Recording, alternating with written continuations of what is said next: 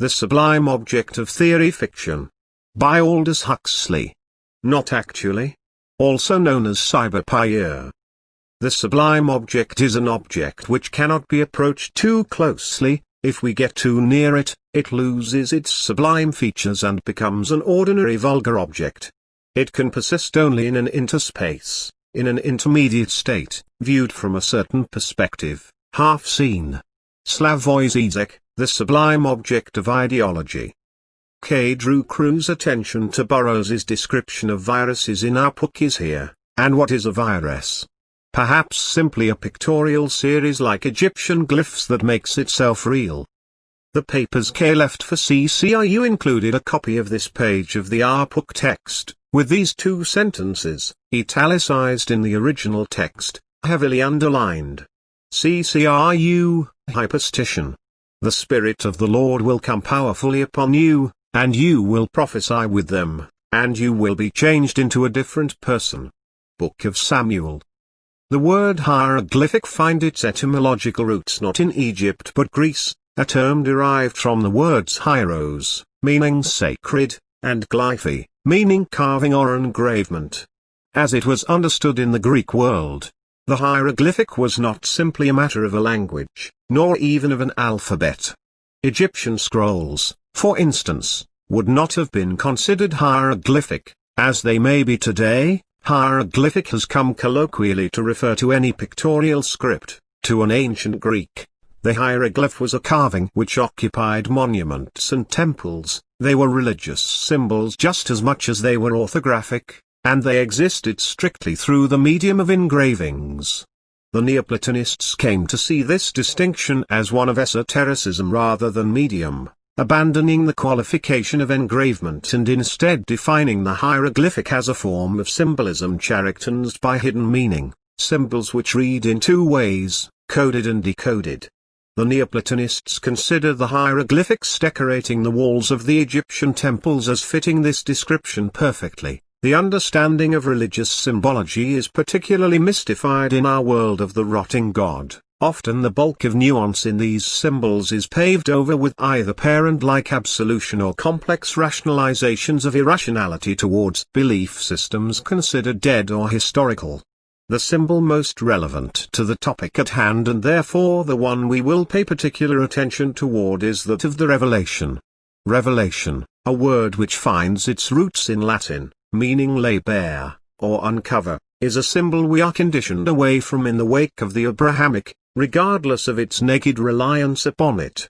Consider for a moment what we consider a myth. If the myth is taken to be simply that of folklore, that is, a particular cultural interpretation of moments of historical significance or the codifications for social norms, we miss a key distinction in a similar way as the previous example, namely, the actual process of revelation.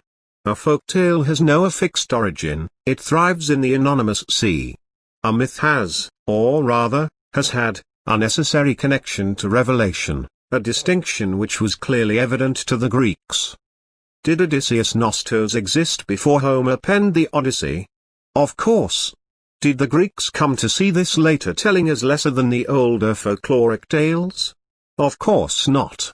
Homer was the jewel of Hellenic literature, and it was because of this very fact that it was easily believed that the gods spoke through him. This is the nature of revelation, an uncovering of truth which comes from the divine, crossing spatial and temporal limitations through nothing less than the absolute. Parmenides, Plato, Hesiod, these men were all seen as worthy carriers of the myth, and as such, each of them in turn presents a creation myth which we hold under the cupola of that chaotic umbrella of Greek mythology. It was not only fashionable, but bolstered credibility to reference visions, prophecies, even encounters with gods and goddesses, the modem mind reels, with some even going so far, such as Pseudo-Dionysius the Areopagite, to credit thoughts of his works to Dionysios, a move made even more perplexing to the modern mind by the fact that he himself was Christian. Pseudonymity retains a strong connection to revelation in matters of the modem occult as well, a tradition stemming back to at least the Pythagoreans.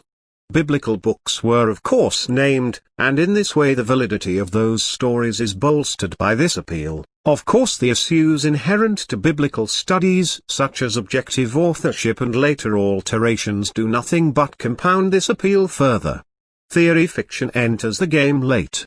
As a result of its emergence, we may say that the relation of theory fiction to revelation is often implicitly assumed or rejected. We cannot say it has found its theoretical, or, for that matter, fictional, underpinnings. To begin, we must familiarize ourselves with another concept, born from the same primordial soup as the first. The CCIU outlined hyperstition by presenting a claim which seems outlandish at its outset: fiction is not opposed to the real. Rather, reality is understood to be composed of fictions, Burroughs construed writing, and art in general, not aesthetically, but functionally, that is to say, magically, with magic defined as the use of signs to produce changes in reality. The idea behind hyperstition was something like that of an advanced form of the Neoplatonist idea of hieroglyphics. Fiction takes on the form of coded symbols, ones which can be decoded, but ones whose decoding lead to a real change in reality.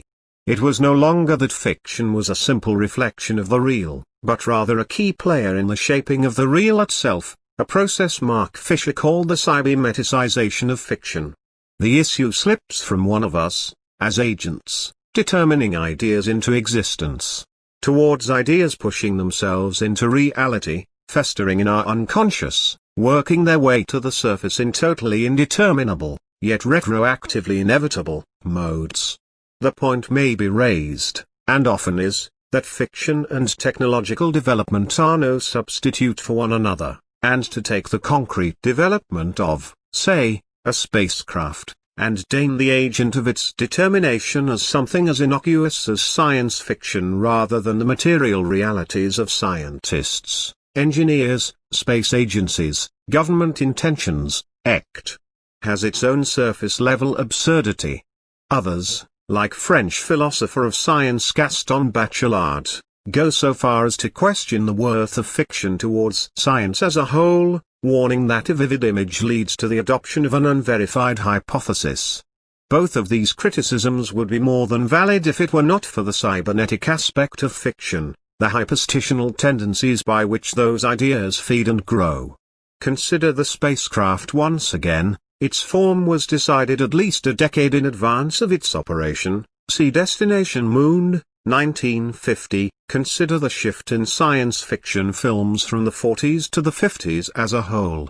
The hyperstition of space travel is ancient. The earliest representations of the celestial beings and the heavens were always in the sky above us. Consider even the naive hyperstitional aftertaste of space travel in the Flammarion engraving. H.G. Wells wrote of the tank years before it was ever on the battlefield.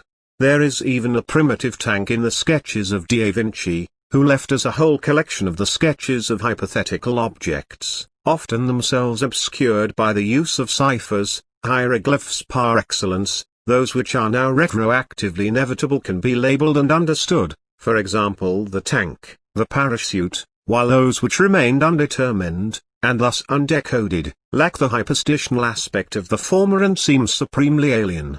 Hyperstition is the ground that theory fiction stands on.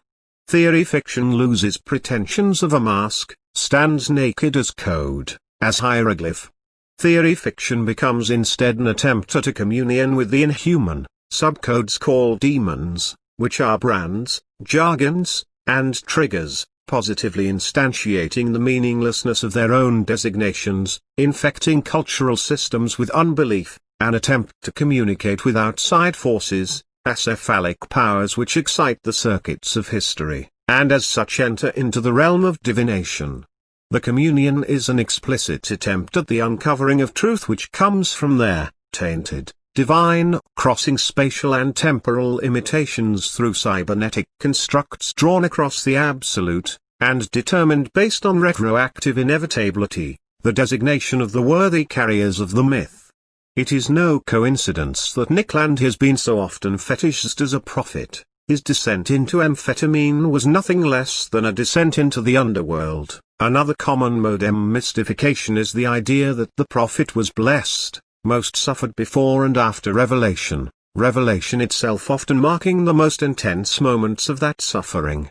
Land's use of numerology also highlights his intersection with the hieroglyphic. Shed even more clothes by removing the script was once from a language, transcending linear interpretive patterns. Numerology tends towards cryptography, the countably infinite.